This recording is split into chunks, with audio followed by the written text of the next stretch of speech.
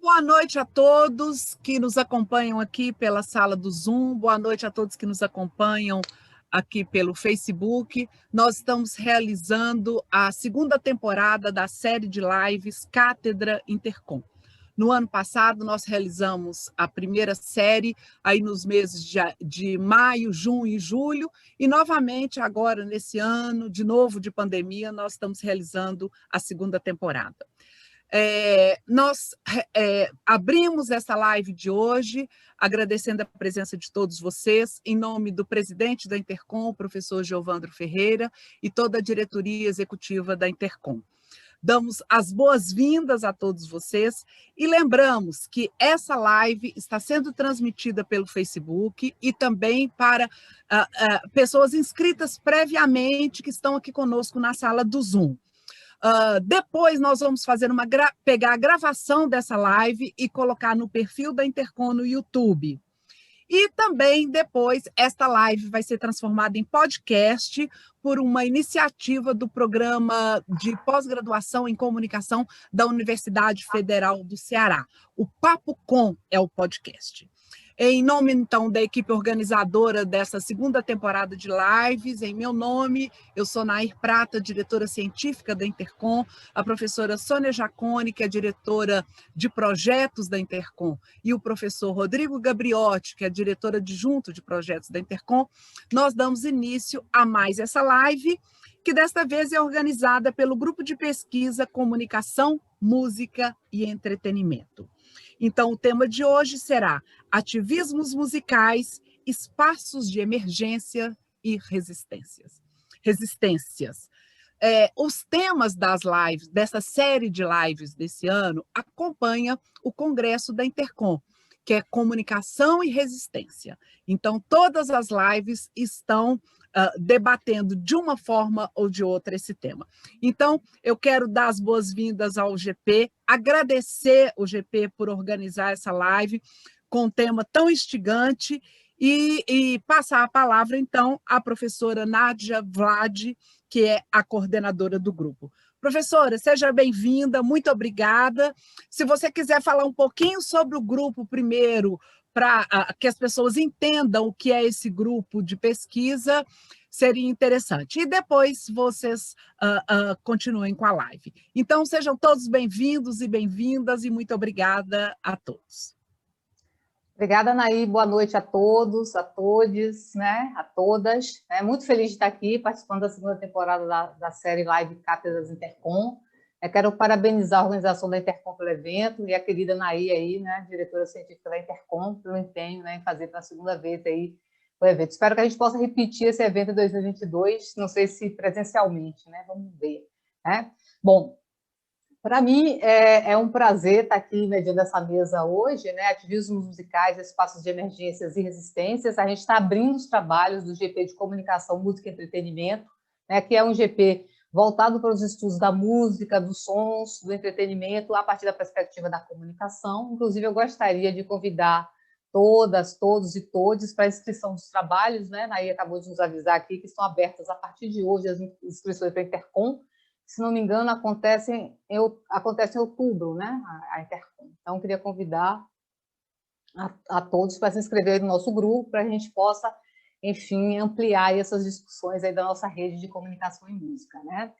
Bom, hoje eu tenho aqui ao meu lado, né, colegas e amigas pesquisadoras que eu admiro muito, muito mesmo, né? Por isso quero agradecer a todas, né? Especialmente a nossa convidada especial, Mercedes Lisca, né, da Universidade de Buenos Aires, e as queridas Adriana Amaral, Cíntia Samartim Fernandes e Simone Pereira de Sá, que são fundadoras do nosso GP, né, que foi criado em 2012 em Fortaleza. E, bom, eu também queria aproveitar aqui para agradecer o pessoal que fez os cards, né, e a divulgação nas redes sociais, Henrique Nascimento, Marcelo Arbolo, Juliana Carolina e Larissa Ferreira, né, e também a todos os participantes do nosso GP, da nossa rede de música e comunicação. Estou vendo muita gente aqui, né, Géda, Micael, Trota, né, Tiago, que são pessoas aí que estão desde sempre com a gente, né. Então, a gente vai começar a nossa live hoje com a nossa convidada, né? Mais uma vez, obrigada, Mercedes, se você está aqui, Mercedes Lisca, né? Ela é da Universidade de Buenos Aires, como eu já disse, pesquisadora e etnomusicóloga, e sua fala hoje é sobre práticas feministas através da experiência musical coletiva, o caso da batucada de mulheres e pessoas não binárias em Buenos Aires. Então, as mesas, cada pessoa vai falar 15 minutos e no final a gente tem uns 30 minutos para o debate, para as perguntas, questões. É isso. Eu vou passar agora a palavra para a Mercedes.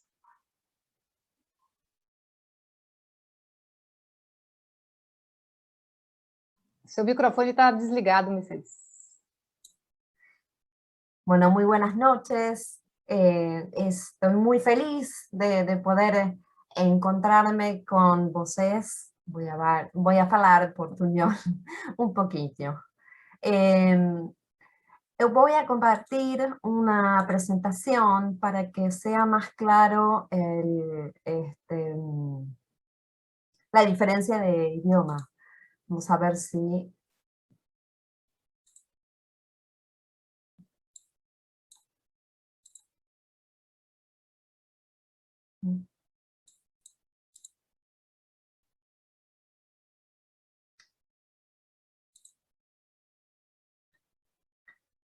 ¿Se puede ver bien?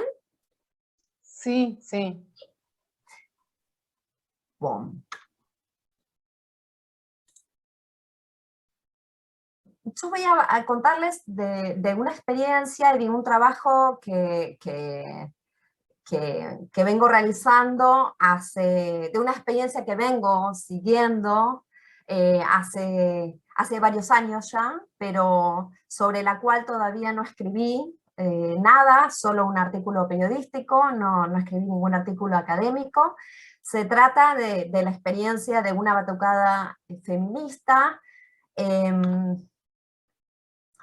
Es una escuela de percusión formada en el año 2014 en la ciudad de Buenos Aires por 2 percusionistas mujeres que, a partir de su participación en la primera concentración masiva de mujeres en el 3 de junio del 2015, que bueno, esta semana se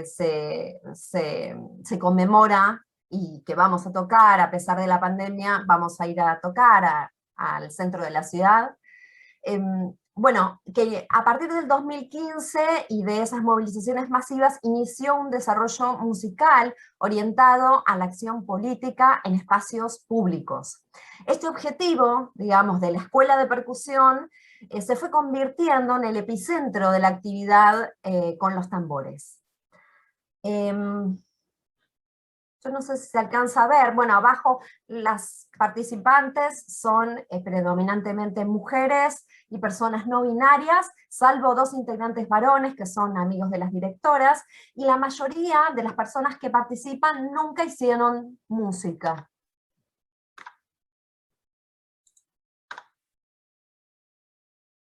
Bien, digamos, los talleres empezaron en el 2015, pero se podría decir que, digamos, todo este proceso que vengo mencionando, de cómo se fue dando esa centralidad en este espacio, el activismo, la actividad activista, que no solo es en la calle, en las movilizaciones, es fundamentalmente en la calle, tocar en la calle y acompañar distintas actividades que tengan que ver con el activismo de género.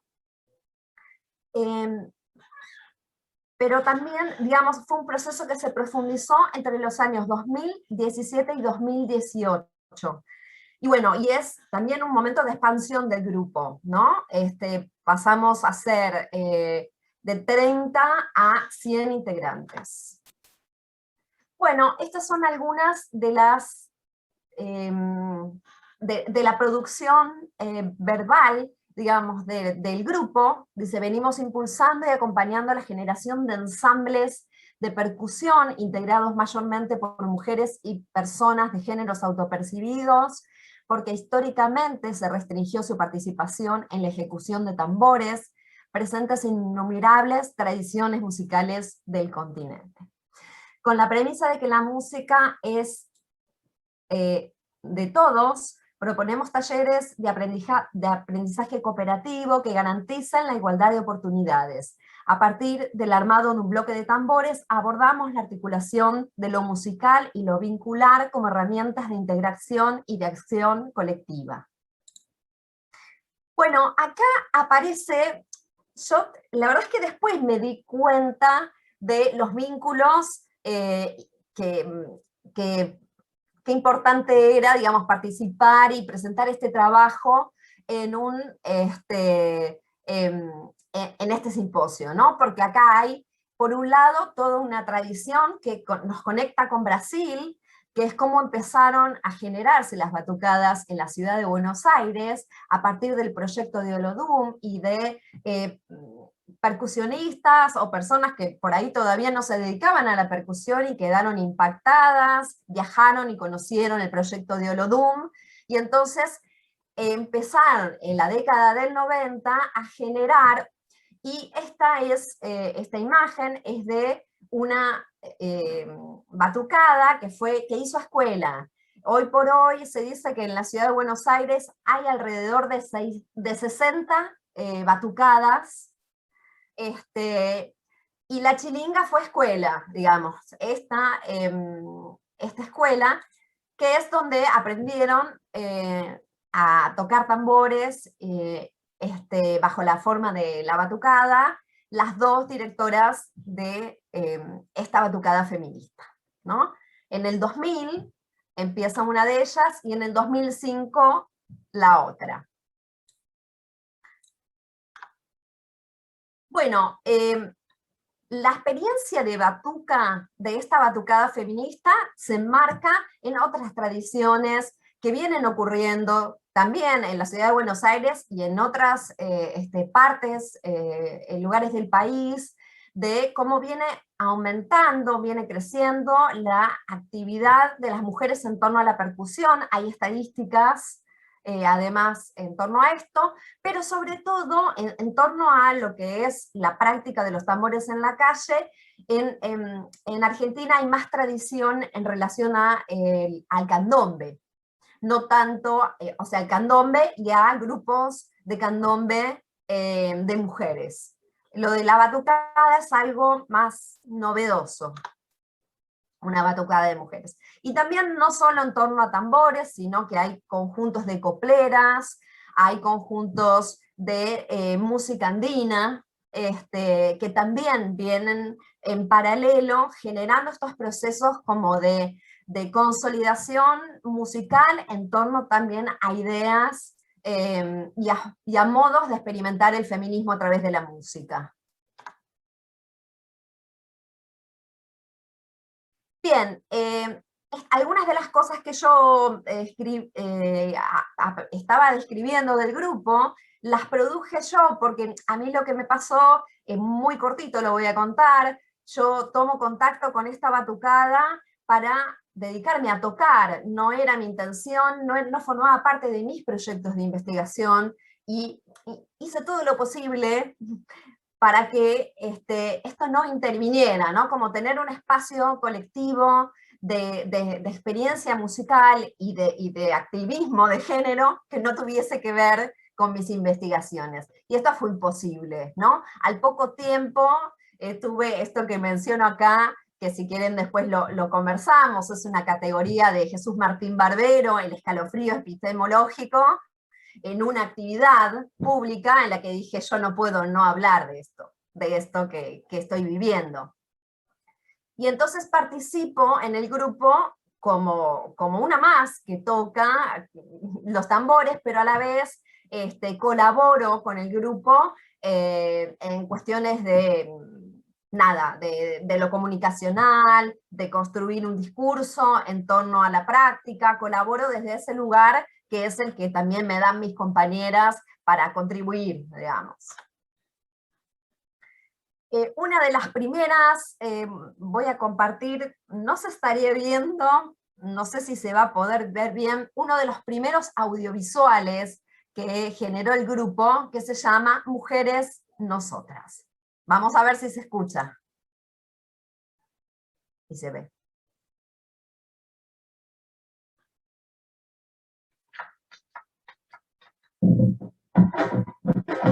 Nosotras, las mujeres, las que armadas de tambores salimos a las calles buscando nombrar, gritar toda la memoria, hacer visibles las luchas que llevan en el frente las minorías, las disidencias tantas veces silenciadas, desolvidadas de todos los rincones, las pibas que en tiempo récord nos mata el patriarcado. Y cuando la plaza se llena de voces y de niñes, cuando los parches llaman a defender la fiesta, que es la posibilidad de construirnos como universos más inclusivos, ahí, en ese instante, en ese escenario nos atraviesa la militancia, que inevitablemente es y será feminista. Mujeres, nosotras.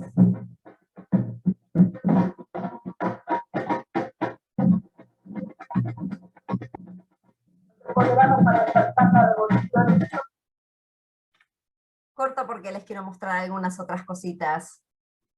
A ver si puedo volver. Bien.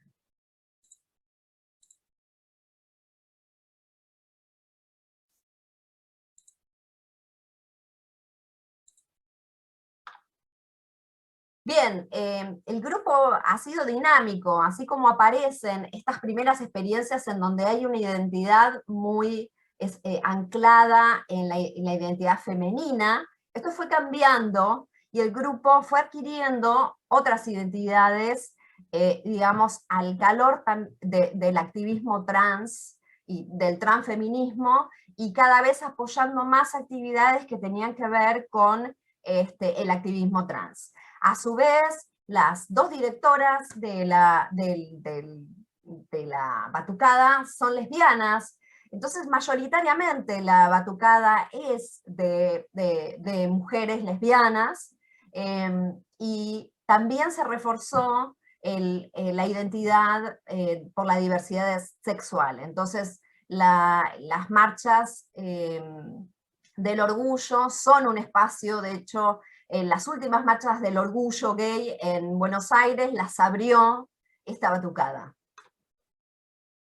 Bueno, un momento de quiebre total fue el momento de debate por la ley de IVE, por la ley de interrupción voluntaria del embarazo, que en 2018 no se aprobó, pero bueno, acá aparece una imagen de la vigilia, tocando con los tambores bajo la lluvia, en medio de la vigilia, del debate y de la votación en el Congreso. Y también por la ley de cupo en la música, el grupo apoyó activamente la ley de cupo en la música, que se aprobó a fines del 2019. 5 minutos. Bien, estamos bien. Acá les voy a mostrar, bueno, de eso primero que vieron, esta situación, parte de la tocada y la vigilia por la ley de interrupción del embarazo.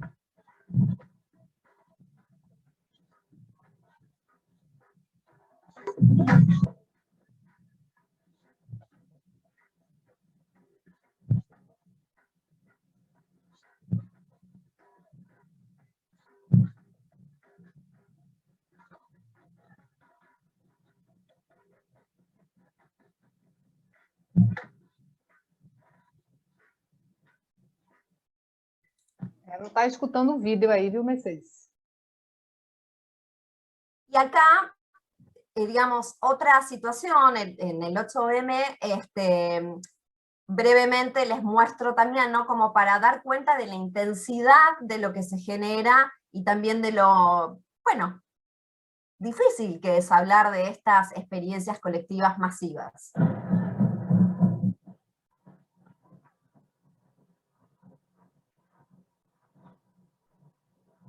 Tá sem áudio, viu? Não se ouve.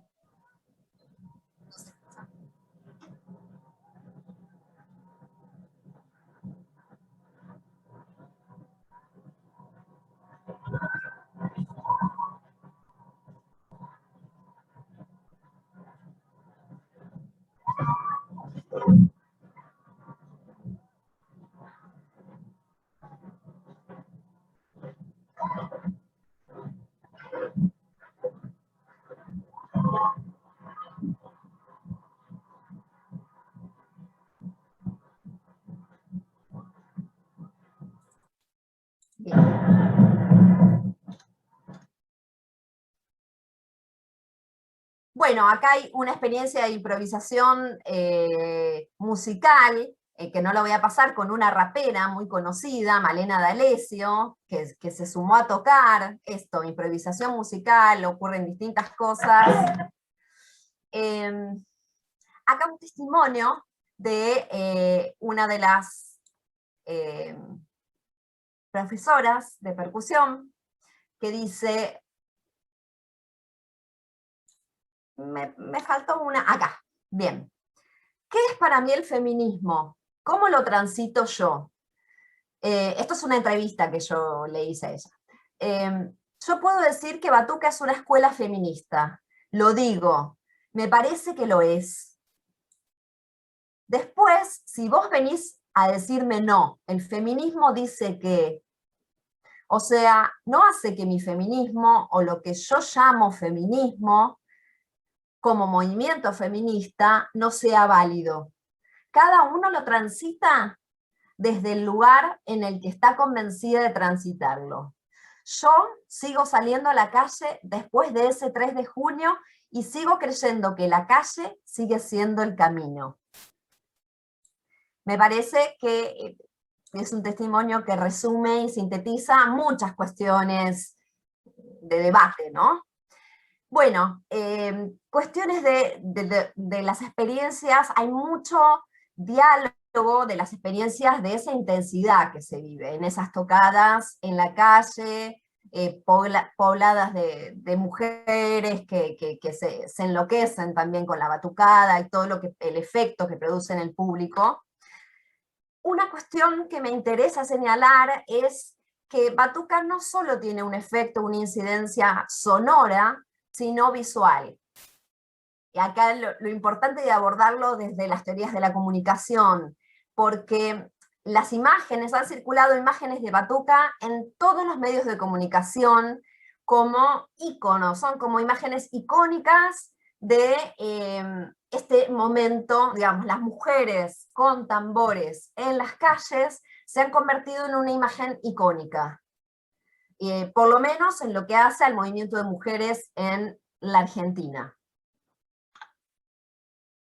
Son impactantes, de hecho, las escenas, transmiten, digamos, una cuestión muy potente, que, bueno, y el hecho más representativo es una imagen de esta batucada tocando frente al Congreso de la Nación, que salió en la temporada 2019 de La Casa de Papel, trucada.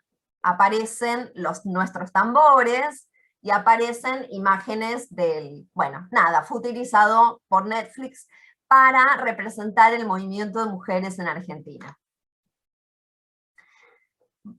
Muchísimas cuestiones, ¿no?, de cómo se teje todo ese vínculo social entre las personas del grupo, las intensidades políticas y la experiencia musical, cómo eso genera una aceleración en los procesos de aprendizaje. Me sigue llamando mucho la atención esa similitud entre la palabra sororidad y la palabra sonoridad, como cuestiones que están ahí, ¿no? Lo sonoro transmite mucha información de estos movimientos sociales. Bueno, también acá otro testimonio pero ya cerrando, cuestiones también para decir, bueno, los ritmos algunos son de los ritmos tradicionales de Brasil, como el samba reggae que estábamos escuchando, pero también hay fusión de ritmos, por ejemplo, estamos fusionando reggaetón con rumba, o con ritmos del folclore argentino, como la chacarera. están las profes, ¿no? Haciendo cosas interesantes. La batucada suena diferente a como suenan otras batucadas. Giras por la costa argentina se han realizado. Y para cerrar, también un concepto, me parece que estas experiencias musicales están muy atravesadas por nuevos conceptos, por resignificaciones, y uno de ellos es el término resonancias. Por lo menos me llama la atención el uso que se le da al término resonancias en estos ámbitos de las experiencias del feminismo en relación a las prácticas artísticas y en particular a las prácticas musicales. Algunos antecedentes de trabajo sobre la relación de poder y género en las experiencias musicales de las mujeres, ¿no? La dimensión ritual, ¿no? Como quizás la necesidad de analizar y de hacer intervenir como la dimensión del concepto de lo ritual para comprender estas prácticas. Los trabajos de Luis Ferreira sobre el candombe en Uruguay, sobre el candombe uruguayo, también son un antecedente muy interesante para pensar en la calle cómo analizar las intensidades, cómo se regulan y autorregulan las intensidades musicales. Y bueno, y parte de las tradiciones políticas en torno a los instrumentos de percusión en la Argentina en particular. Es lo que pienso como conexiones de estas experiencias. Ok. Muchísimas obrigada. gracias. Desculpe, eu tenho que fazer esse papel aqui, Mercedes. Muitas graças. Gostaria de ouvir você mais tempo, mas a Intercom dá um tempo pequeno aqui para a gente, infelizmente. Desculpas. Bom, muito obrigada, muitas graças. Aí a gente vai ter umas perguntas depois no final das falas aqui, tá? Então agora a gente vai trazer aqui nossa querida Simone Pereira de Sá, da Universidade Federal Fluminense, que vai nos apresentar uma fala sobre fanativismo musical e a cultura do cancelamento, pistas metodológicas. Lembrando que agora, em junho, Simone lança seu novo livro, Música Pop Periférica, né? Estou fazendo esse merchan aí para lembrar do lançamento do livro. Então, Simone, agora é com você, querida. Obrigada. Olá, pessoal. Boa noite. É um prazer estar aqui junto com vocês, minhas queridas amigas, colegas de pesquisa, dividindo essa mesa com essa maravilhosa, com esse luxo que é a mediação de Nádia.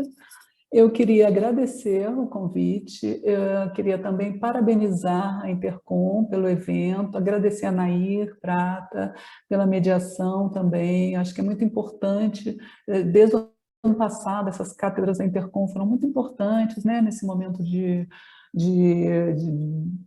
pandemia, vamos dizer, de distanciamento. Foi bastante interessante o ano passado, a mesa que a gente teve no GP, né? E dali se desdobrou um seminário, inclusive. Então, eu acho que é merecedor de todos os aplausos, né, nesse momento, esse esforço da Intercom em fazer novamente esse evento. Bom, então, na verdade, eu vou compartilhar aqui algumas ideias, como a Nádia acabou de comentar, eu estou terminando um projeto sobre música pop periférica, videoclipes, tretas, né? O nome do livro que eu estou lançando agora, que conclui esse projeto, é exatamente música popular, música pop periférica, videoclipes, tretas e controvérsias na cultura digital. E estou iniciando um novo projeto que, na verdade, desdobra, né, dá continuidade ao meu interesse pela cultura pop periférica, mas agora focando especificamente no tema da política, do ativismo e das controvérsias da música pop periférica nas plataformas, na cultura digital. Então, eu achei super oportuna e coincidência, né, exatamente no momento que eu estou começando esse novo projeto, com esse foco, nessa discussão, que eu já vi vinha fazendo um pouco, né, mas que agora eu vou privilegiar nesse novo projeto, né, sobre política, sobre ativismo, pensando as relações entre artistas e fãs de música, e como que a questão da política, a questão do ativismo comparece, né, o que eu vou chamar de performances políticas. Eu não vou falar muito do projeto, porque é um projeto me tomaria tempo, né, do que eu pretendo trazer aqui. Mas, então, é dentro desse projeto, onde uma das questões, eu acho que é exatamente entender e problematizar a própria noção de ativismo, né? Quer dizer, eu acho que a noção de ativismo é uma noção polissêmica, e é interessante a gente ver como é que a gente vai abordar aqui nós quatro, por caminhos diferentes, essa possibilidade de pensar ativismos, né? Então, eu estou trazendo aqui algumas pistas, né, para a gente começar a conversar sobre essas questões. Eu não preparei nenhum PowerPoint, na verdade eu estou em Minas Gerais, eu estou torcendo aqui para a internet não cair, eu estou na roça e fazendo um recesso, que a gente está em recesso na UF essa semana e na próxima. Então, o que eu estou trazendo para vocês é um pouco como eu coloquei no título, algumas pistas para a gente pensar essa questão a partir das atividades dos fãs e, sobretudo, a partir da noção de cultura do cancelamento. Né? Quer dizer, a noção de cultura do cancelamento está me interessando. Eu já apresentei um trabalho junto com o meu orientando Tiago Pereira, onde a gente trabalhou essa questão pensando no cancelamento do Morrissey, do The Smiths, né, que é o objeto do Tiago. E eu, a partir dali, eu desdobrei isso em outros textos. Então, são algumas ideias que eu compartilhei, inclusive, gostaria de citar o Tiago, porque parte dessas ideias a gente desenvolveu juntos, né? Mas o que eu queria fazer aqui, então, é pensar um pouco, então, enquadrar, quer dizer, na verdade, enquadrar a cultura do cancelamento dentro das práticas de ativismos dos fãs. Né? Então, eu estou mudando radicalmente de assunto em relação a Mercedes, na verdade. Né? A gente vai pensar em ativismo de fãs e talvez o que eu tenho brincado e dito que é um certo ativismo tóxico dos fãs, que é a cultura do cancelamento. Né? Então, primeiro contextualizando, quer dizer, quando a gente pensa nos estudos sobre fãs, né, claro que a maioria das pessoas aqui conhece muito bem essa discussão, mas a gente vai ter, me parece, falando muito a grosso modo, né, a gente vai ter 3 momentos. Aquele primeiro lá atrás, um momento seminal de estudo sobre fãs, né, que surge com os estudos culturais, com os estudos de Birmingham, onde os fãs as práticas dos fãs passam a ter legitimidade, né? Quer dizer, é um momento muito importante porque os estudiosos de Birmingham passam a pensar nas subculturas, nas práticas das subculturas juvenis na Inglaterra, principalmente, né? E nas práticas ligadas às subculturas musicais, né? E ali surge o conceito de subcultura, ali surge um conjunto de discussões muito importantes em torno dos fãs, em torno da noção de resistência dos fãs, inclusive, né? Então, é um marco, vamos dizer assim, né? Onde eles passam a defender a lógica cultural inerente às práticas dos fandoms. Né? Aí a gente vai ter um segundo momento, a grosso modo, dando um salto, vamos dizer assim, né? Que é o momento de que um conjunto de pesquisadores, mas eu vou citar o mais conhecido, que é o Jenkins, né? Começa a pensar nas práticas de fãs já na cultura digital, com o seu mais do que famoso livro Cultura da Convergência, né? É um segundo momento onde os fãs vão ser pensados não só como intérpretes ativos da cultura, do entretenimento em geral e da música, né? Tem muitos exemplos na música. O Jenkins, como vocês conhecem muito bem, vai acionar a noção de inteligência coletiva do Levy, a noção de comunidades virtuais, para pensar nos fandoms transculturais, né, que através da internet se articulam para além dos países. Tem toda uma discussão muito quente no início do século XXI. E a partir daí, né, mas um ponto interessante do argumento do Jenkins e desse conjunto de pesquisadores é de que os fãs não são somente intérpretes ativos, eles também são produtores de conteúdo cada vez mais. Né? Quer dizer, claro que os fãs sempre produziram fanzines, etc., etc., mas nesse momento eles passam a ter ferramentas a partir da ecologia digital para uma série de produções, né, fanfics, fanfilmes, fanarts. A Adriana Amaral tem um artigo que eu gosto muito, que fala disso, né, junto com a Camila e com a Rosana, falando não só dos ativismos dos fãs, mas dos tipos de expressões dos fãs, né? E é exatamente nesse contexto, me parece, que surge a discussão sobre o ativismo dos fãs, né? Que essa discussão fica mais quente, vamos dizer assim, né? Então, e surge com dois sentidos complementares, dois sentidos maiores, vamos dizer assim, né? Um primeiro sentido, pensando ativismo dos fãs como práticas que efetivamente querem alterar a ordem social, né? Quer dizer, o momento em que fãs se articulam para causas sociais, para causas identitárias, para mudar a política em prol de um candidato democrata, né?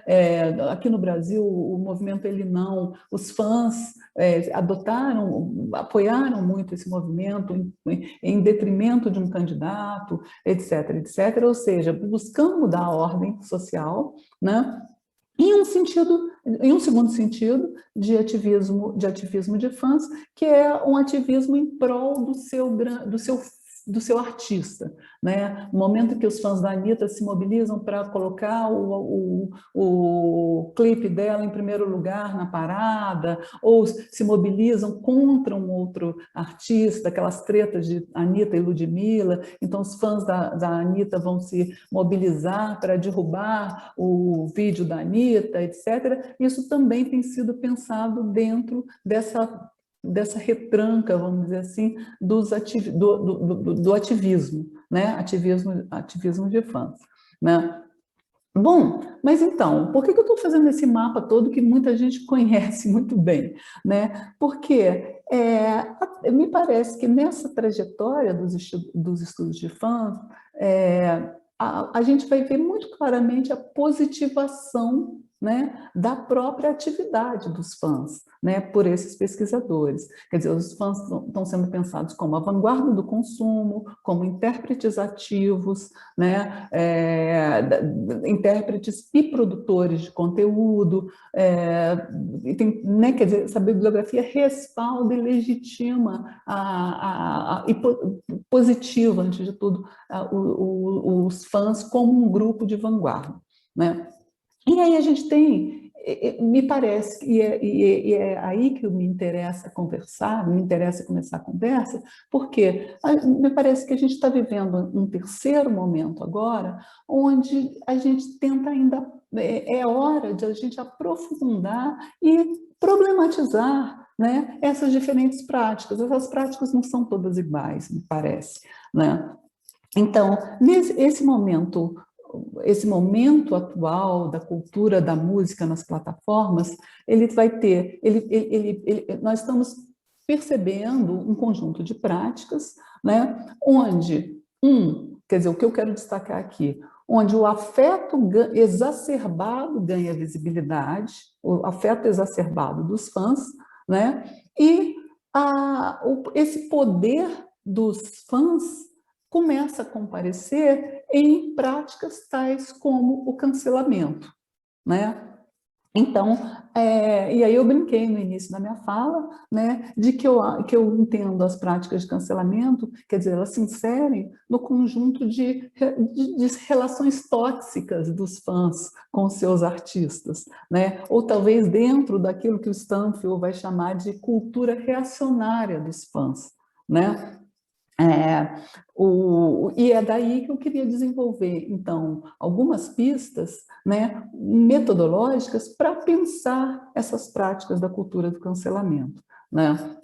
E aí eu citei já o trabalho com o Tiago, né, onde a gente, em primeiro lugar, pensa o cancelamento como quer dizer, o cancelamento, o que é o cancelamento? Na verdade, ele se dá, né, é uma prática que se dá em relação ao horizonte de expectativas dos fãs em relação aos ídolos, né? Vale lembrar que a cultura do cancelamento não se restringe aos fãs e não se restringe à música, mas eu estou interessada nessa articulação entre fãs de música e cancelamento, né?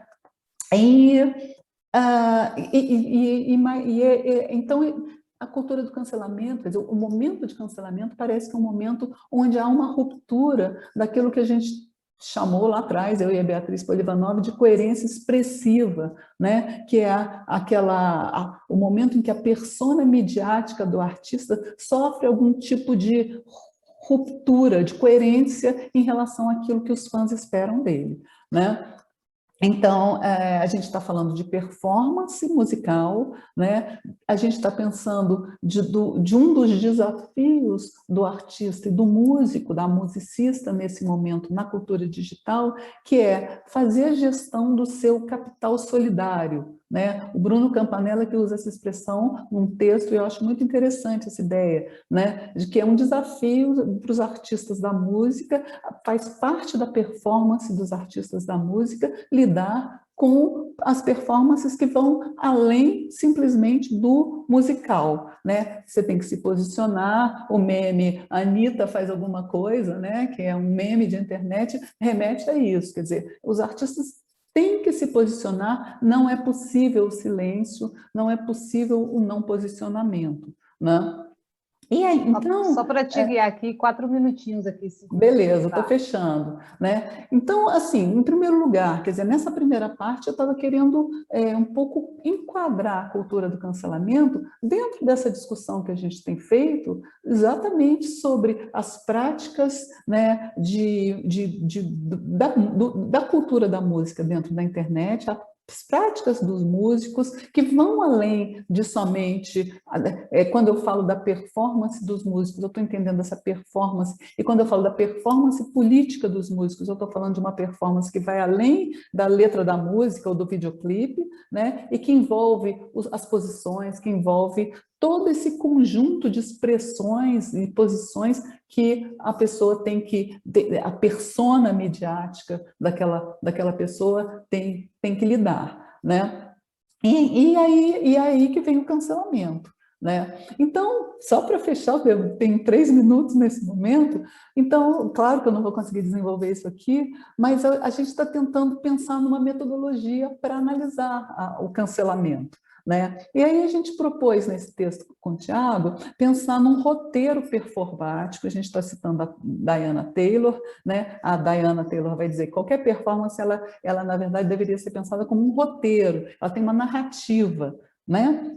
E aí a gente propõe uma narrativa baseada em 3 momentos, né? Quer dizer, aliás, o momento 0 é o momento da controvérsia. No caso lá do Morrissey, que a gente analisou, foi o momento que o Morrissey aparece com um bottom do Partido Conservador num programa de televisão, né? E a partir daí surge toda a treta, né? Então, o momento 0 é esse. O artista vai fazer uma declaração, ou não faz uma declaração, ou não se posiciona, etc, etc.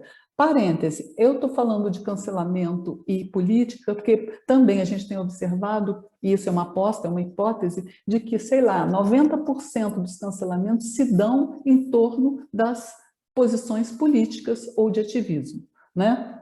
E aí, a gente, então, segue-se essa treta, a gente está propondo pensá-la a partir de três movimentos, vamos dizer assim, né? O primeiro então, são 3 perguntas. A primeira, será que ele ou ela sempre foi assim? Né? Quer dizer, os fãs se perguntam em relação ao Morrissey, ou a Carol Conká, ou em relação à Anitta, quando a Anitta não se posicionou lá no L, não. Mas espera aí, ele sempre foi assim, ela é reacionária, e se debruçam, fazem uma revisão da obra e das posições, né? Então, essa interpretação dos fãs que o Jenkins vai falar lá, quer dizer, toda essa articulação, eles joga-se para entender a trajetória. né? E a segunda pergunta seria, como que ele se transformou nessa pessoa, né? Que é exatamente, começa a se identificar as rupturas, né?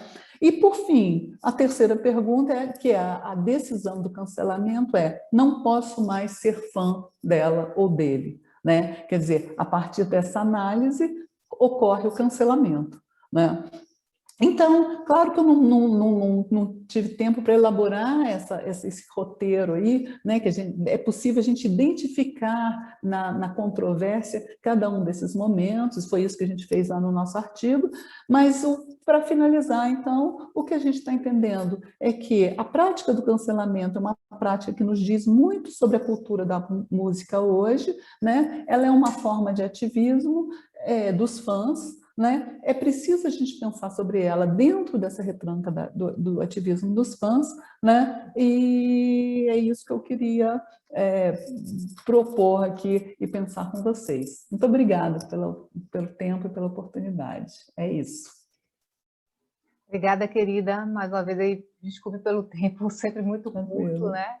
Mas, enfim, e eu vou passar agora para a palavra para a Adriana Amaral, da Unicinos, né? Também, outra querida aqui, que traz sua fala sobre expandindo a noção de ativismo de fãs, disputas, posicionamentos de artistas e cancelamentos.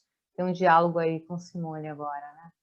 Eu tô até rindo, eu tava falando aqui no chat que parece que a gente combinou até, né? Mas eu vou meio que expandir um pouco aqui algumas ideias que a Simone trouxe a partir de um projeto que eu estou terminando, né?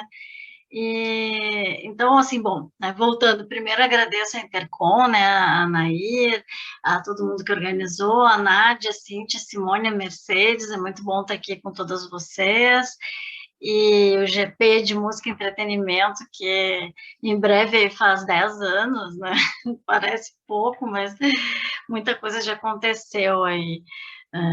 Bom, então eu estou encerrando um projeto de pesquisa, né, meu projeto atual, né, sobre essa construção de conhecimento a partir dos estudos de fãs, analisando assim o contexto desses estudos no caso do Brasil, tá?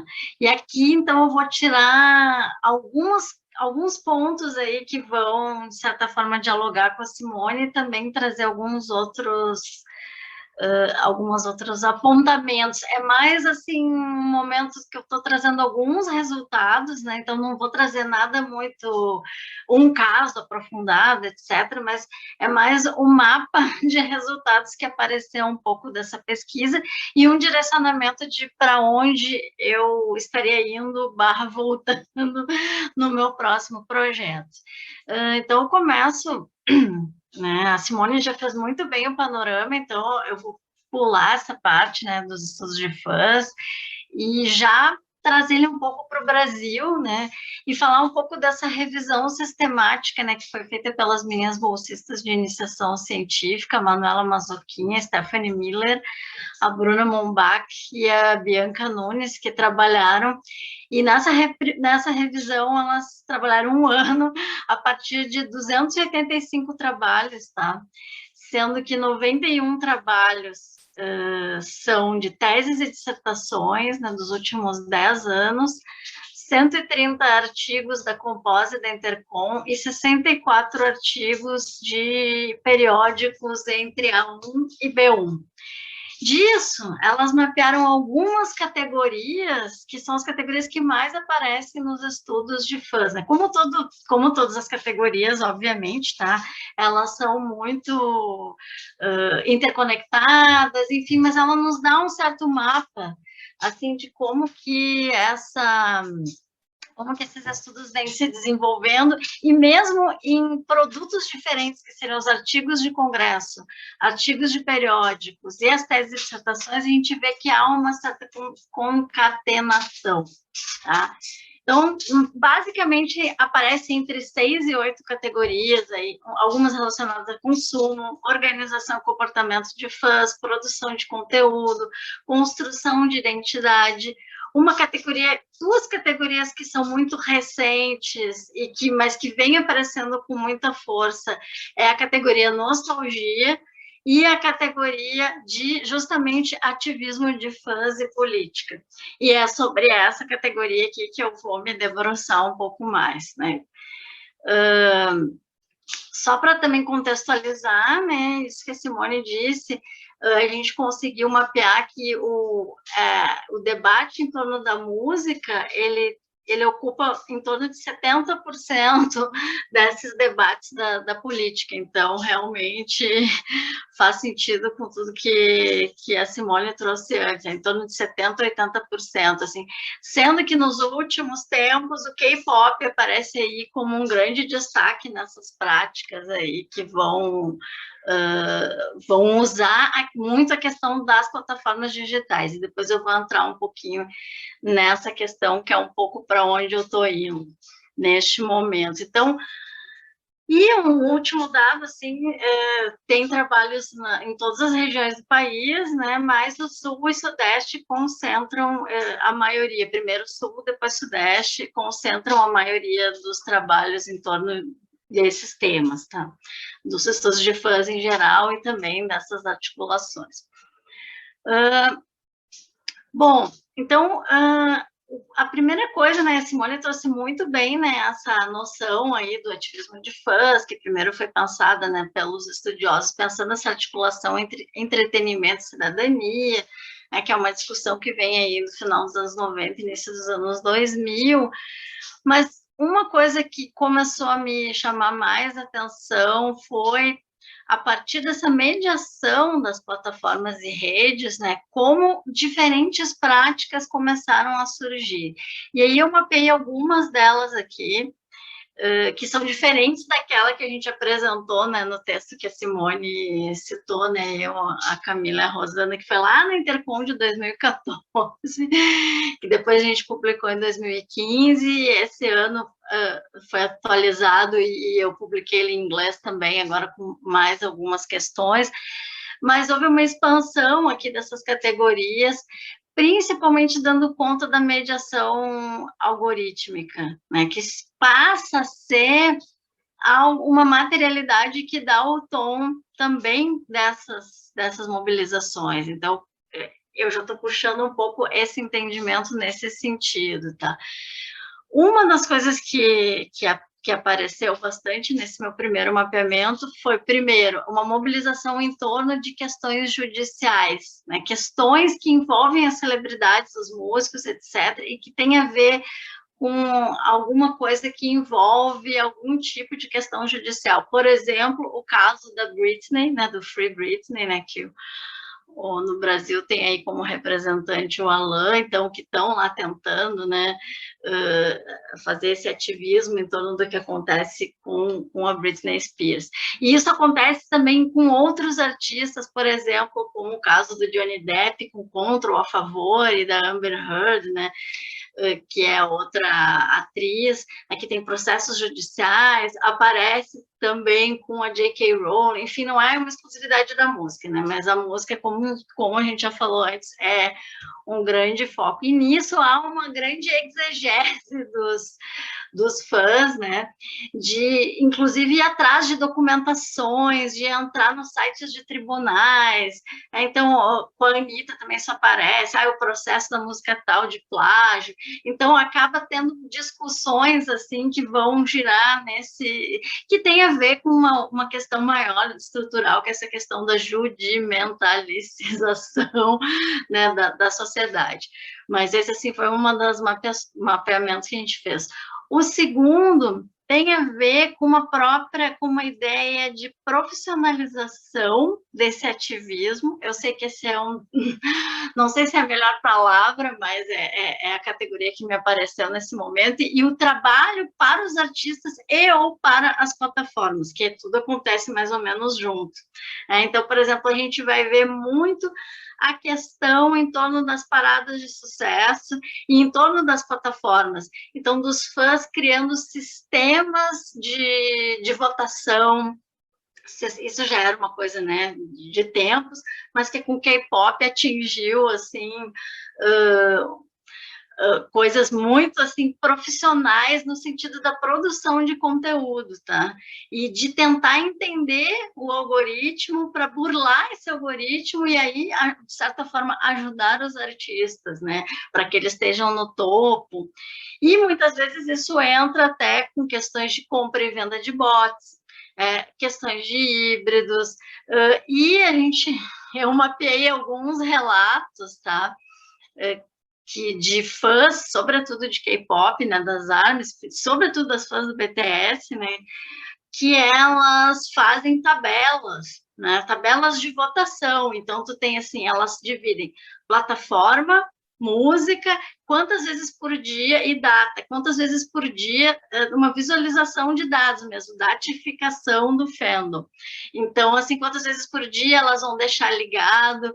Então, tem estratégias de pegar celulares antigos e deixar o tempo inteiro uma playlist no YouTube ou no Spotify.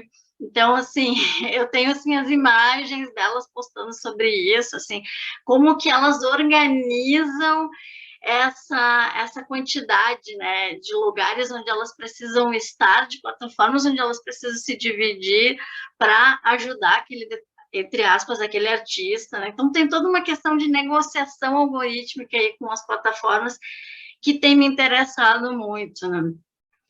Para o bem e para o mal.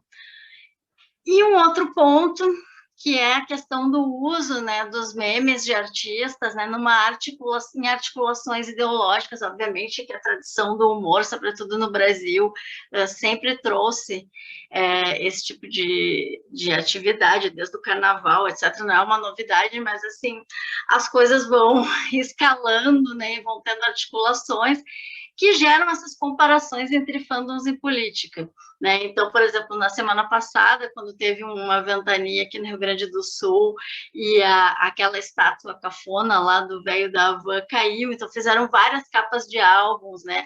Do Rage Against the Machine com a estátua e por aí vai. E fizeram uma imagem, que é a imagem que eu vou mostrar, deixa eu achar ela aqui, que foi quando o Lula deu a entrevista falando, aquela entrevista que ele deu para o Guardian, tá aparecendo aí? Tá, que ele deu uma entrevista para o Guardian, falando, né, sobre concorrer, etc., e eles fizeram essa capa, né, dos fãs de Britney Spears. Aqui eu não estou mostrando toda a thread, mas toda essa thread no Twitter, respondendo ao post do Lula, vem com uma variedade de artistas absurdos que eu coletei, né, por conta disso, para tentar, né, mapear um pouco aí, com capas de vários álbuns e muitas relações com artistas, sobretudo essa questão da Britney, que acabou virando esse meme de que ela é comunista, enfim, então já junta lá com a outra mobilização que eu falei antes. Então, essa seria uma mobilização que usa essa coisa do humor, da ironia, tem da Carol Conká, tem de vários artistas, né? Num outro espectro, esse uso, né, quando tem bordões como lá o Descansa Militante ou outra, acaba trazendo também a ideia de que esses movimentos também têm tensões, né? Como a Simone falou, tem performances distintas e há um uso em alguns momentos que é identificado como um uso desse termo, né? Minutinhos, viu, Adri? Desculpa aí. Oi? Minutinhos. 5, tá. 4. Enquanto uma certa commodity, tá? Bom, aí eu vou pular. Um outro ponto que é o que tem me interessado agora, né? Eu não vou entrar muito na questão do cancelamento, porque a Simone já falou mais aqui, mas tem a ver com outro tipo de ativismo, entre aspas, tá? Que são das subculturas de extrema direita e que também estão relacionadas à música, né?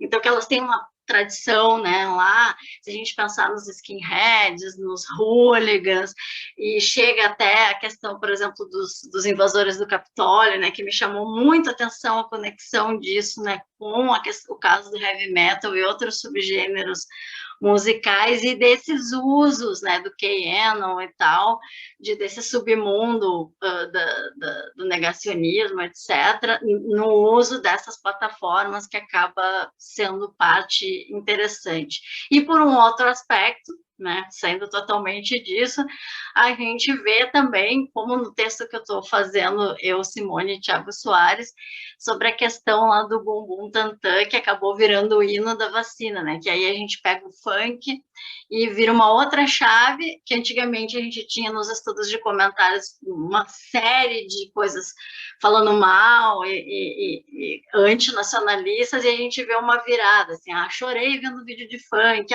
o hino da vacina, enfim, várias coisas nesse sentido.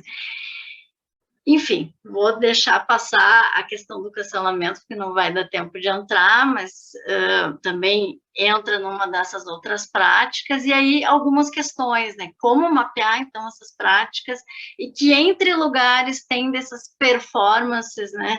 E de lugar de disputa, de contradições, né? E esse jogo entre os artistas, os fãs, as grandes indústrias e as plataformas digitais. Era isso.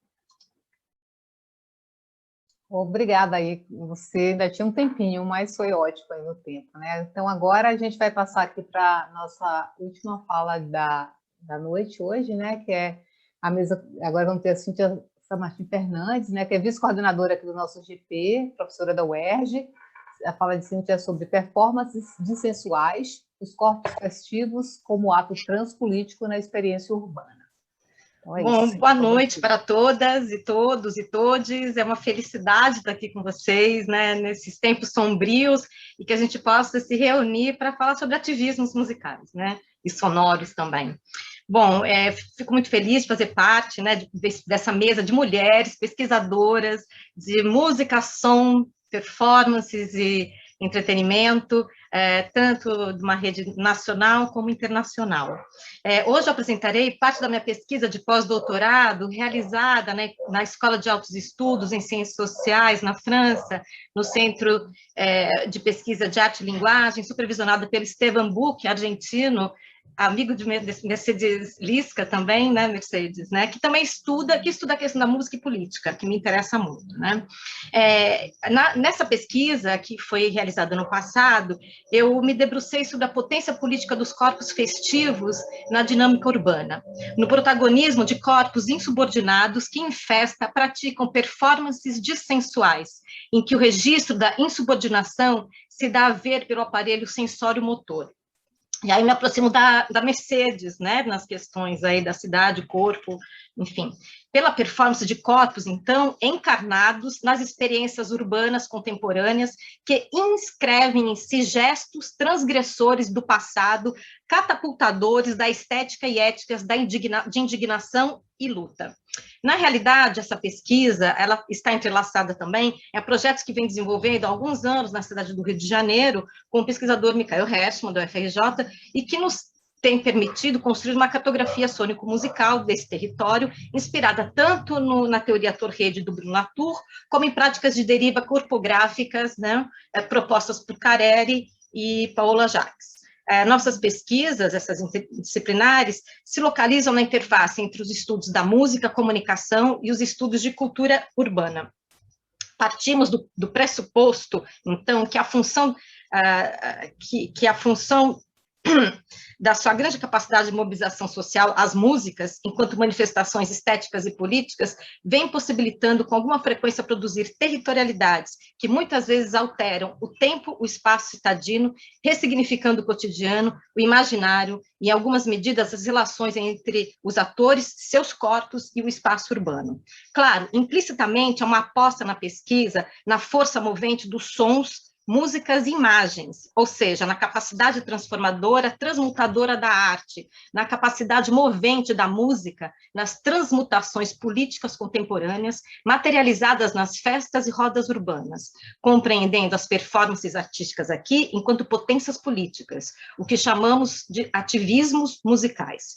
É interessante perceber que as investigações sobre as cenas do dissenso, os ativismos musicais e as performatividades políticas das ruas têm ganhado fôlego em nosso país, e que isso é especialmente decorrente do aumento expressivo do número dos grupos que atuam com práticas diversificadas, os quais buscam ocupar em parte a cidade por meio de ações transpolíticas, ou seja, atos que se ancoram numa subjetividade societal caracterizada pela pulsão de refundar suas táticas de sobrevida, suas práticas culturais em função da dimensão do vivido, do lúdico e do imaginário, e não mais em função do trabalho, do progresso e da razão abstrata, mas sim numa razão sensível que o lúdico, o fazer lúdico em energia, em sinergia com o fazer mundo, apresenta múltiplas potências recriadoras da vida cotidiana. E aí eu estou trabalhando com a ideia da presença da potência erótica na vida mundana, né? O Eros enquanto uma libido que move, né, todos esses coletivos. Gostaria, então, de sublinhar que esse estudo envolvendo a cultura musical de rua me interessa porque gravita em torno dele uma espécie de campo de luta capaz de fazer emergir tensões e conflitos no tratamento de temas muito atuais e que estão na pauta do dia, tais como colonialidade, subalternidade, patriarcado, heteronormatividade, interseccionalidade, direitos civis ampliados, etc. O que se revelou ao longo dos últimos anos de pesquisas nas ruas do Rio de Janeiro é que corpos femininos não binários, transgêneros, negros e precarizados seguem em aliança provocando deslocamentos transpolíticos a partir de suas performances em festas e rodas urbanas, onde performam gestos e palavras de forte cunho emancipatório diante de um projeto democrático insuficiente e vinculado a projetos de extrema-direita que colocam diversas necropolíticas em cena. Essa perspectiva não essencialista desses corpos foge da lógica binária forjada pelos discursos narrativas do Estado moderno civilizador, possibilitando pensar a festa como espaço de resistências e emergências diversas e difusas. Nesse sentido, venho trabalhando com a ideia de que festas podem ser espaços de violação e transgressão, de ruptura e de subversão em relação aos padrões culturais estabelecidos e institucionalizados. Desse modo, compreendo o ambiente festivo nas ruas cariocas, expresso pelo corpo, pela dança e pela música, como um momento de borramento das estruturas de violência e opressão, onde os grupos historicamente precarizados rompem provisoriamente com as posições de subordinação que lhes foram e são impostas ainda. Nesses tempos e espaços de celebração, os grupos de mulheres, travestis, lésbicas, transexuais, gays e queers assumem o protagonismo por meio de performances dissensuais, enunciadoras de outras formas de habitar, existir, enunciadoras de outras éticas e estéticas. Essa noção ajuda a refletir sobre o que podem os corpos femininos em festa, ao expandir e criar um lugar das diversas figurações femininas, ressaltando suas demandas do passado e do presente, inscrevendo-se mundanamente através dos seus corpos. Em ato de inscrição mundana, esse ato, em diversos espaços da cidade, territorializam os sonhos, os desejos e as práticas cotidianas que se enraizam no humus germinador de diferentes identificações e partilhas. Então, eu gostaria de sublinhar que uma das presenças marcantes nos últimos anos na cidade do Rio de Janeiro tem sido as rodas e festas de rua realizadas por grupos de mulheres que, através das músicas, sons e gestos, atualizam as demandas feministas e pós-feministas que emergiram com muita força desde o início da década de 2010 e que nortearam manifestações e levantes locais e globais, como, por exemplo, a Marcha das Vadias, aqui, Ele Não, Marcha das Mulheres Negras no Brasil, Marcha das Mulheres contra Trump e etc. Uma experiência potente para mim, que eu gostaria de compartilhar aqui com vocês nesta conversa, é o ativismo lúdico-poético decolonial realizado nas ruas por pessoas LGBTIQA+, e mulheres cisgêneras no Islã das Minas RJ, fundado em 2017. Conforme uma das organizadoras, Letícia Brito, com o objetivo de agir para manter a dignidade e visibilidade das mulheres de modo contínuo de exercitar o poder contra as desigualdades sociais e violências de gênero, o Islã das Minas por meio da linguagem artística, age pelo rompimento de toda forma de opressão através do fortalecimento da oralidade, pela expressão artística performática, pelo revigoramento da imaginação poética, pela valorização das raízes culturais locais, bem como a ressignificação do luto como forma de criar autonomia e engajamento social. O Islã das Minas, RJ, coloca em cena agendas renovadas de luta, ou melhor, através de um conjunto de performatividades que agenciam corpos e palavras, orais e escritas, segue-se corajosamente desconstruindo uma perspectiva naturalizada e heteronormativa da mulher pobre negra no Brasil, a chamada mãe preta, abrindo, inclusive, a possibilidade de se construir alianças transversais entre as minorias. Outro aspecto relevante que é preciso marcar é a atitude corporal e narrativas que buscam reforçar a construção de um corpo mais coeso e coletivo. Assim, as proxemias e aglomerações corporais no Islã das Minas, RJ, das frequentadoras, ou a menção a expressões que estão muito em voga, mexeu com uma mulher, mexeu com todas, referência à violência de gênero, nenhuma menos, referência ao feminicídio, ninguém larga a mão de ninguém, risco de ataque aos direitos humanos, aparecem com frequência entremeando a narrativa cantada ou falada. Segundo ainda as organizadoras e participantes do Islã, busca-se, por meio desses eventos lúdico-poéticos, criar um espaço seguro e livre de opressões para o desenvolvimento da potência artística dessas mulheres, brancas, não brancas, negras, periféricas, cis, lésbicas, trans e não binárias, encontrando na ocupação do espaço da rua um meio de se combater a invisibilidade dessas pessoas e estimular os encontros e afetos entre elas. Demandas como direito ao corpo, direito a estar na cidade, direito ao aborto, ao prazer e outras transitividades possíveis estão presentes nas performances dessas artistas e ativistas que utilizam a rua como palco e escrita política de seus corpos. Nádia, eu não tenho mais tempo, vamos passar o vídeo, então eu vou compartilhar com vocês as performances delas, para que vocês tenham noção da ambiência, né, que elas criam na cidade, e a gente conversa depois. Vamos lá. Pode ser, Nádia.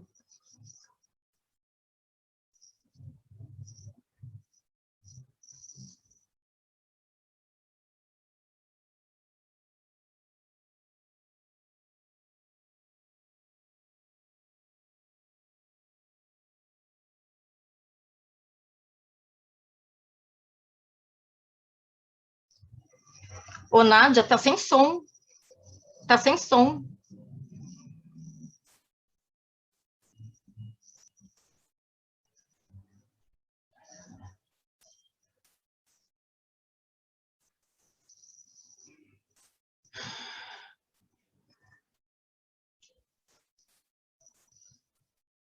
Você quer que eu tente por aqui?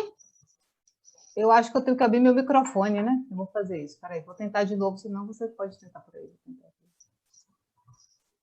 Nádia, quando você der o comando para compartilhar, tem uma opção de você dar uma olhadinha. Eu acho que antes de compartilhar... Ah, é verdade, tem que ver isso mesmo. Aqui. Obrigada, Simone. Eu não sei mexer nisso.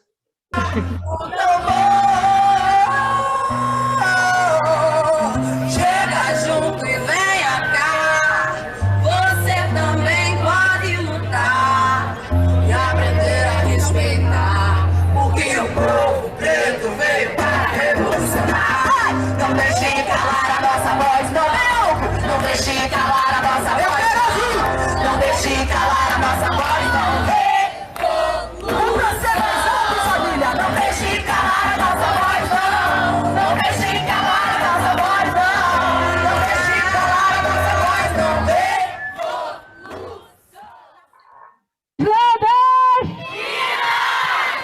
Na ponta do abismo lá vai a mãe preta. Aguenta o infinito em um corpo que o grito socorro acusa suspeito. Não chore nem fala das mortes diárias. Pariu 5 vezes sem anestesias com falas no ouvido. Preta é firme. Teu corpo foi alvo da falta de amor. Teu peito batuca a dor de um dos filhos que ontem dormiu. Quando na escura da noite um corpo fardado mirou sem certeza por causa da cor. Mas preta é forte, sempre ouvi falar. Mãe preta! Resiste desde que não sabia o que era existir. Mãe preta, teve teus calos calejados pela falta de arrego dos atrasos da história que traçaram teu destino. Mãe preta, que pariu no reboleiro reboliço e trouxe com muito ofício outra preta que não sorriu. Filha de preta, que com a vida já traçada me desfiz de tanta tralha, com um grito de cansado entalado na garganta e os bicos de diarista entalado na minha herança. Vi o mundo cortar com a foice minha passagem pela infância, os homens que me olhavam revestidos de ganância, e pra eles não importa se trata-se de uma criança, te hipersexualizar o hobby da vizinhança. Dedos te apontaram ontem, hoje o cano te aponta. Amanhã outro julgamento julgando que se aguenta.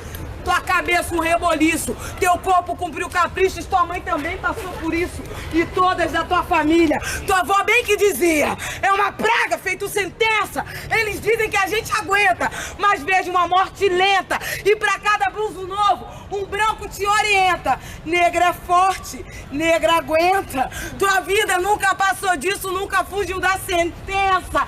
Com a força dos ancestrais, internalizou que aguenta. Imaginou o chicote lento na vértebra de um branco e viu que a força é um detalhe para quem vive resistência.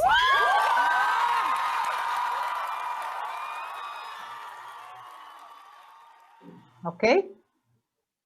Sou como uma boneca, não tenho sentimentos. As minhas falas devem ser programadas quando não sirvo mais jogada fora, sem cerimônias ou lamentos. Boa de brincar, fácil de largar, não sou levada pra passear. Entre quatro paredes ou em um baú é onde devo ficar. Guardo segredos, sou amável, mas o amor eu não posso tê-lo. Afinal, bonecas não sentem amor e nem medo. Não correspondo ao padrão, não mereço amor não. É o que dizem os donos da razão. Meu sofrimento pra eles é diversão, mas não importa, pois boneca não tem depressão. Sou como uma boneca. Sinto medo, mágoa e solidão. Me machuco, sinto dor e sangro. Dentro do meu peito bate um coração. Mas vocês comigo vão continuar brincando. E essa poesia não vai terminar com uma rima. Verão! Que mais difícil do que prever o clima é ser o objeto que tem vida e tentar manter a graça, a ternura e o que restou da alegria. E eu não sei se vai adiantar avisar, mas agora mais uma vez eu vou falar. Eu não sou boneca pra você brincar, não sou objeto pra você usar, não sou fetiche pra você experimentar e não sou a porra de um produto pra você aproveitar. Eu sou uma mulher pra você respeitar. E acima de tudo, eu sou um ser humano. Meu nome é Valentine, jamais Valentina. Se quiserem me encontrar, vão me achar no Islã. Nunca no Mentira.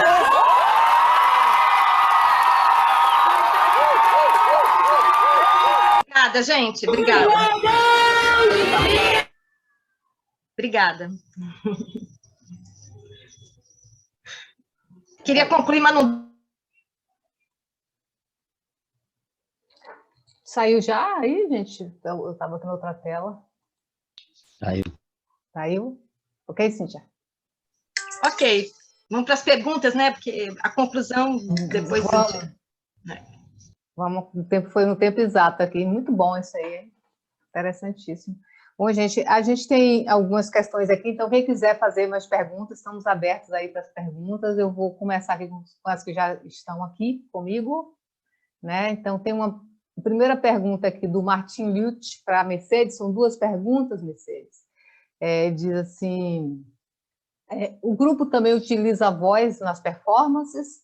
Te parece que se poderia comparar a experiência de batuque com a de teatro comunitário ou haveria de pensar mais como um tipo de ativismo artístico?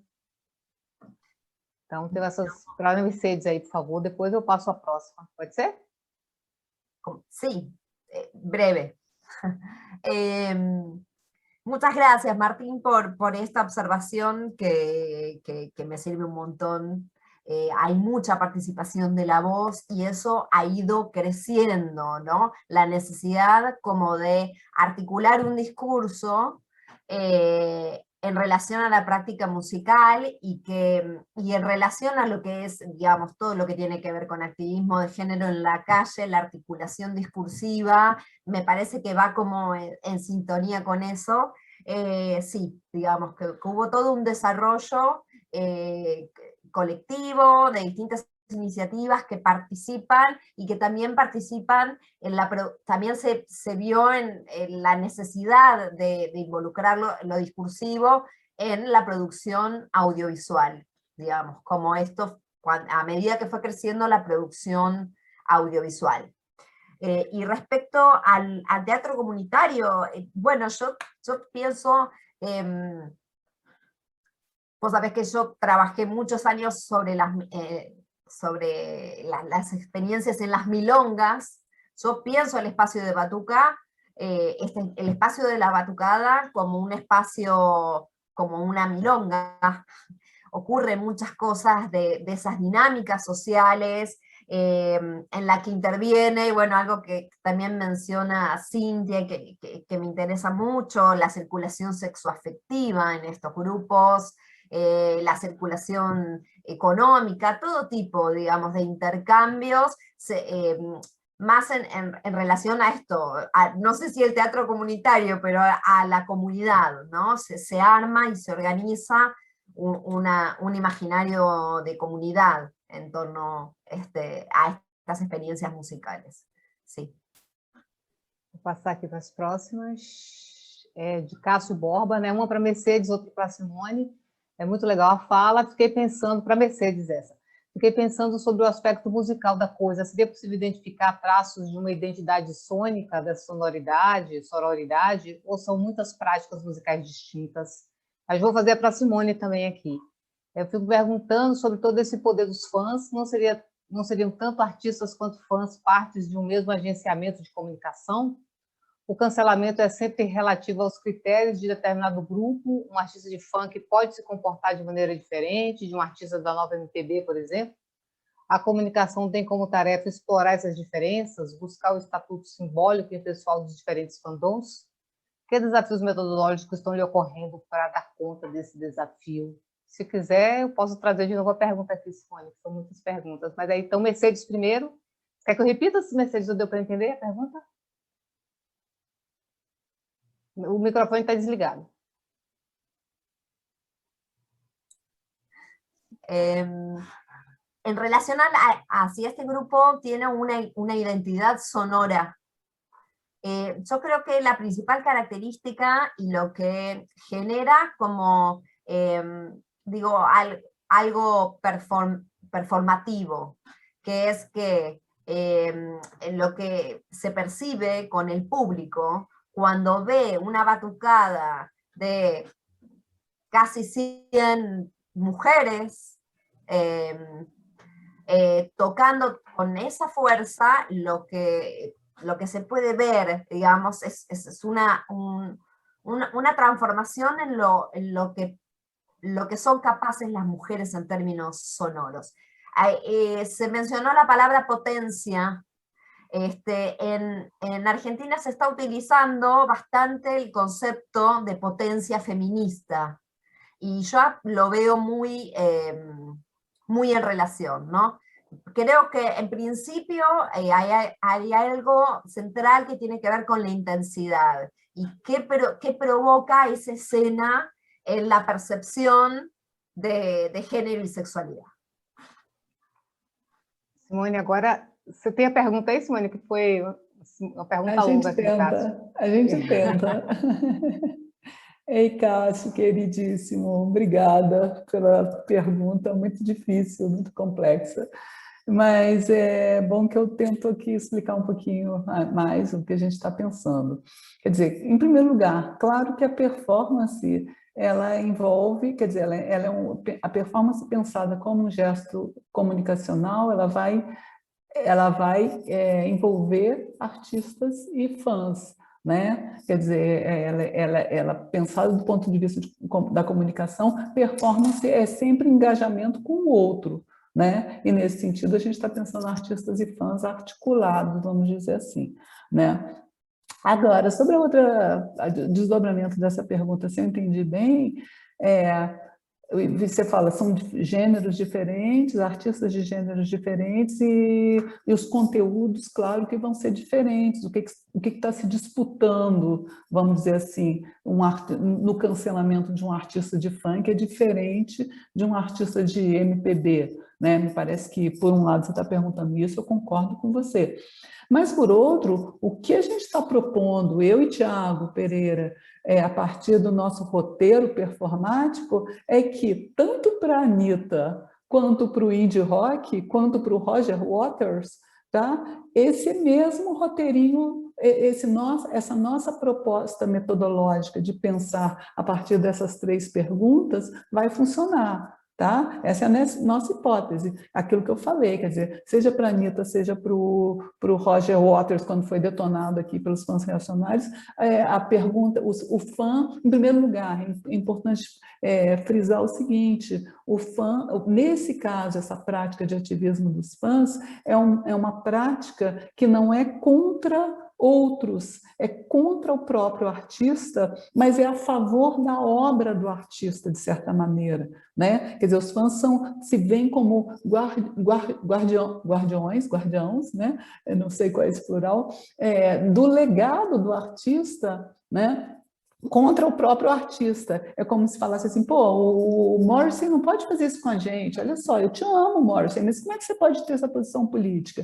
E aí, essas 3 perguntas, mas será que ele sempre foi assim? Olha só, ele tinha umas posições meio ambíguas, como é que ele foi se tornando mais assim? Ele sofreu muitas decepções, aí tem um monte de explicações. E realmente, eu não posso me manter assim. A gente está querendo testar se isso funcionaria como uma metodologia a partir dessa ideia de roteiro para pensar, seja no Morrissey, seja na Anitta, ou seja, gêneros diferentes poderiam ser, a cultura, o cancelamento de artistas de diferentes gêneros poderiam ser pensados a partir desses 3 momentos, vamos dizer assim, né? A gente quer testar, né? A gente está jogando isso aí para vocês desmentirem a gente se não for assim, mas essa é a aposta nesse momento, tá? Valeu. Obrigada. Acho que tem uma aqui para a Adri, né? Os espaços de comentários de lives e outras produções visuais onde fãs e públicos podem abordar ao vivo temas como política e outros, para além das canções, pode ser considerado um espaço de ativismo? Do Jonatas. Pode, acredito que todos os espaços são espaços de práticas e de negociações ativistas. Eu não sei se seria de ativismo em si, né? Eu acho que a gente está mapeando aqui um pouco tipos de práticas, conjuntos de práticas, enfim, que se articulam entre essas questões políticas e as questões musicais, mediadas pelo afeto entre os artistas, o público de fãs e o próprio papel dessas plataformas, como é que elas lidam com isso, como é que elas lidam com o cancelamento, como é que esses fãs lidam e tentam compreender e fazer uma leitura dessas plataformas. Eu acho que a gente tem um tempinho, porque a gente começou 10 minutos atrasada aqui. Tem uma pergunta para a Cíntia ainda, né? Poderia comentar um pouco, Cíntia está aí, né, da cartografia que eles estão realizando, sobretudo a questão da programação que os espaços da cidade propiciou a apropriação pelos grupos? Flávia, pergunta para a Cíntia. Sim. Eu primeiro queria só meio que terminar, né, a coisa, dizendo que fica evidente, eu acho, né, aqui em todas as apresentações, fica assim, o estudo da performance é muito importante, né, pro nosso GP, eu acho que, e assim como o ativismo que apareceu, né, me parece aí que a gente tem que investigar bem isso. Eu acho que Tiago tem feito isso também, Tiago Soares, enfim, né, a própria Nádia.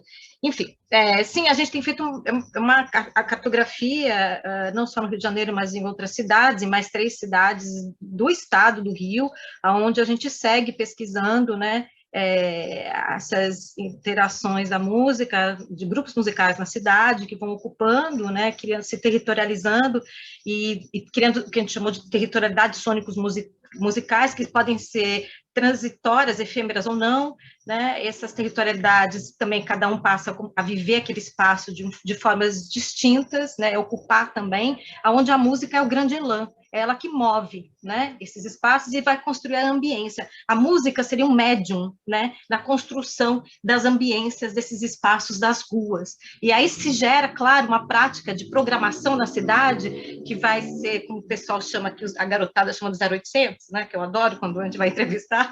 Não, adoro vir aqui porque é 0800, né, e além de tudo, é gente com qualidade e que toca, enfim, né, um repertório que não é um repertório, por exemplo, programado por casas de espetáculo, né, onde você tem performances que são muito mais, como essas do slam, né, onde você tem um músico que se apresenta a partir do desejo dele, do eros dele, né, daquilo que ele escolhe como sendo o repertório dele. E aí também eu acho que rompe um pouco essa ideia, por isso que não é uma performance entendida como a Daiane e como a Simone acabou de colocar, mas sim uma performance sensual quase sempre, ou uma performatividade, porque está em movimento, porque como está a interação na rua, na cidade, e nesses espaços onde você tem que interagir com o imponderável o tempo todo, né, há mudanças, né, mudanças nas cenas, há mudanças nas formas de se territorializar, há elementos que vão emergindo, né? Então, a gente vê que cada dia que a gente vai fazer pesquisa, há algo distinto, né? Até difícil cartografar, Rodrigo perguntou, né? Mas a gente tem feito esse esforço. E esses grupos seguem fazendo as suas performances, claro, usando a internet, usando toda a vida na virtualidade. Né? Acho que é isso. Tem uma pergunta de Felipe aqui para todas, eu acho que daqui a pouco vou ter que encerrar, a Adriana já respondeu o Henrique aqui, obrigada, Adri, que é o que é ativismo para vocês. Então, aí é bom que cada uma faz aí a sua resposta para Felipe, para a gente encerrar. E eu queria agradecer muito a vocês, foi excelente, pena que o tempo é curto, mas a gente vai continuar, porque a gente tem um seminário que continua semana que vem, a segunda temporada aí do Som e Música em Tempos de Pandemia. Na próxima semana a gente tem a mesa com o Géder, depois com o Micael e depois com a Luciana Xavier. Tá? Olha só, posso falar uma coisa muito rápida aqui? Primeiro eu queria agradecer todo o meu grupo de pesquisa, que eu acho que as minhas pesquisas devem-se muito ao CAC, a todos os meus orientandas que escrevem comigo, que pensam, mas eu acho que é o seguinte, ó, ativismos, a gente vai fazer um evento só sobre isso, Trota.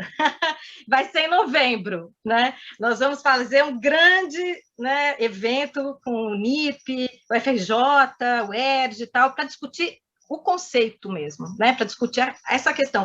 A gente trabalhou sempre com ativismo musical lá desde 2011, eu e Micael, pensando nessa ação política na cidade de transformação, que eu apresentei aqui agora, né, esse ato político, e também está ligado à experiência estética, sempre a política como estética, como o próprio Rancière trabalha, né, não dá para pensar a estética sem ser política, né, e a gente pensa, eu penso por aí, né, como essa ação de etos, né, de modo de habitar o mundo. Então, para mim, Cíntia, né, o ativismo, ele se conforma nesse lugar, né?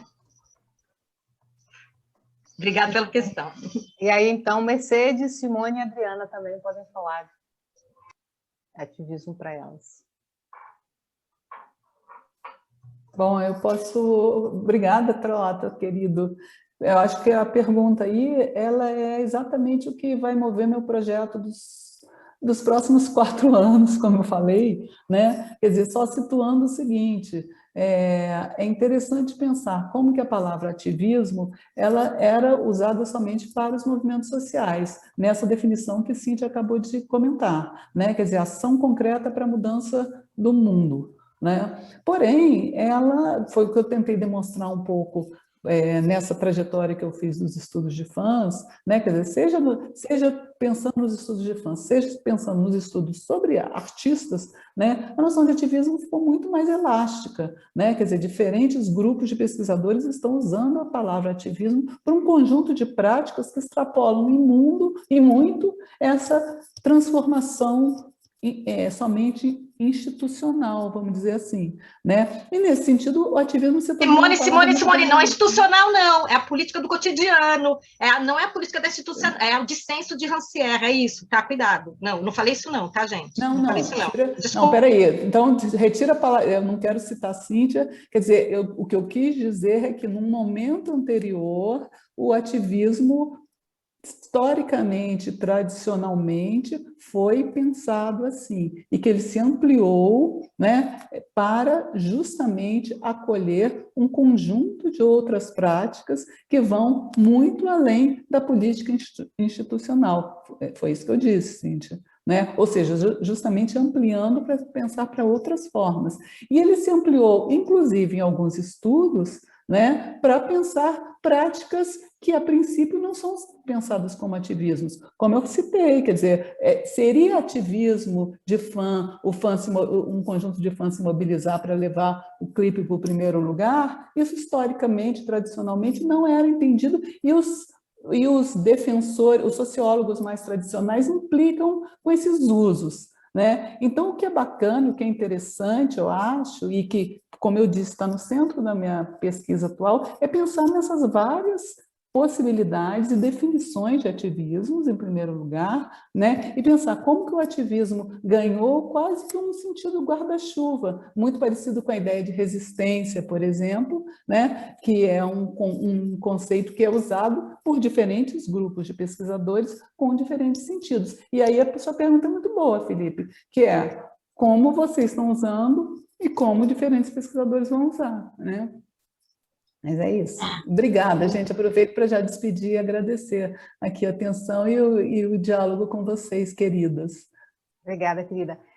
Eu Naí pedi só para a Adriana e Mercedes finalizarem aí para a gente acabar aqui, tá bom? Muito rapidamente, pegando o gancho da Simone, enfim, não vou, né, aprofundar esse debate, que acho que realmente merece o evento inteiro da Cíntia para tratar, né, desse conceito, para mim, eu estou entendendo nas minhas pesquisas essa relação por questão de performance e performatividade, principalmente nessas dinâmicas online de vários tipos. Tá? Então, tem performance, expressões sobre o ativismo e o ativismo em si, enfim, um pouco por aí.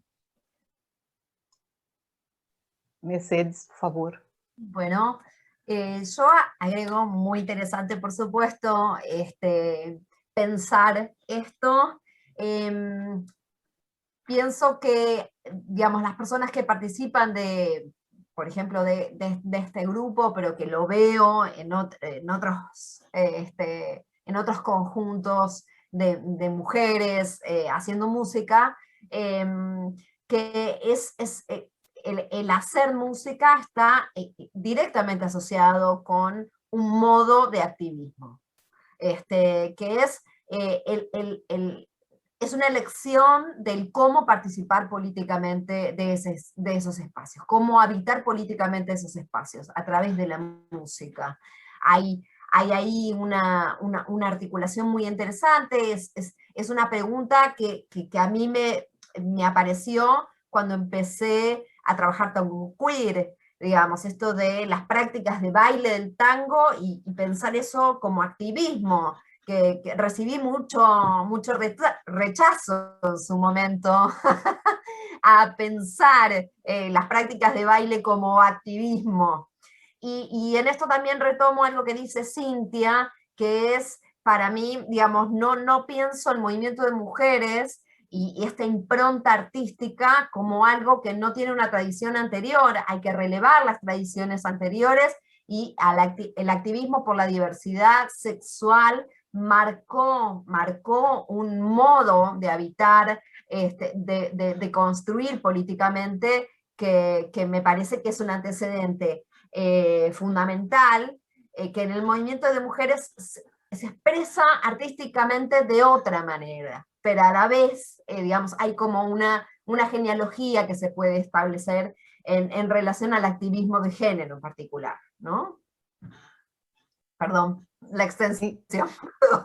Muitas graças, eu queria agradecer muito a todas, né? Simone, Mercedes, Adriana, Cíntia, foi muito legal. Pena que a gente teve pouco tempo aqui, né? Nós já estamos acabando, vou passar aqui para a Naí.